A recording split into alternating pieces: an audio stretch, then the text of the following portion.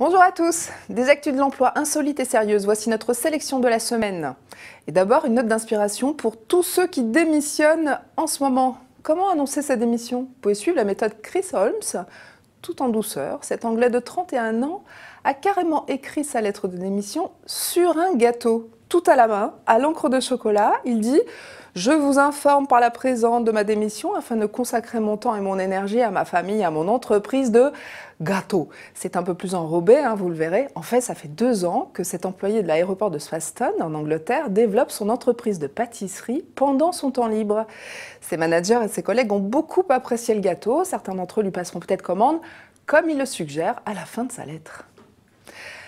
Dans la série Nouveaux métiers du web, en voici un qui nous vient de Chine. On y cherche un contrôleur de la pornographie web. L'offre d'emploi émane d'Anquan Lianmeng, une organisation qui se veut défenseur des droits des internautes. Et la mission est plutôt bien payée, 2 000 € par mois, et elle est tout ce qu'il y a de plus vertueuse, puisqu'elle consiste à identifier les sites X qui dépassent les critères d'obscénité admis en Chine. L'annonce précise qu'il faut être familier avec les contenus pornographiques de différents pays. Évidemment, les internautes se sont déchaînés sur les réseaux sociaux avec des commentaires du genre « Il est temps pour moi de faire bon usage de mon talent ».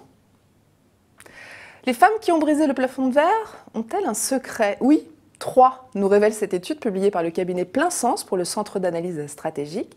3 secrets qui correspondent à 3 stratégies complètement différentes. La classique d'abord consiste à faire les meilleures grandes écoles pour entrer facilement dans les plus grandes entreprises où l'on fait les plus belles carrières.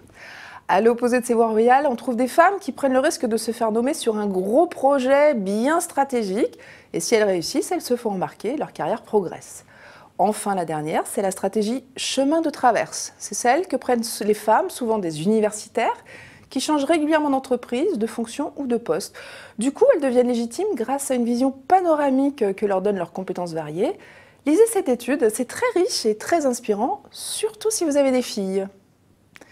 Le groupe publicitaire français Publicis mène à sa façon la guerre des talents pour éviter que ses salariés les plus importants ne partent à la concurrence et vient d'offrir à 200 de ses collaborateurs clés des actions gratuites. Alors évidemment, il y a des conditions.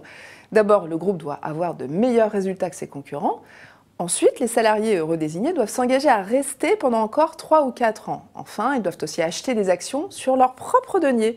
Cela s'appelle du co-investissement et Publicis avait déjà proposé ses menottes dorées à 136 de ses cadres en 2009 et ils sont toujours là.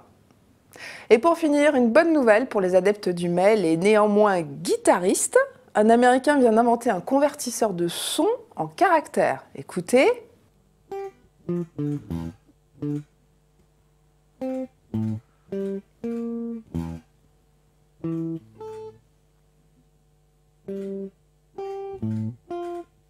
Voilà, la guitare email, ça va riffer dans les open space. C'est pas réservé qu'aux moustachus. Alors bon riff, bon bel, et bonne semaine à tous.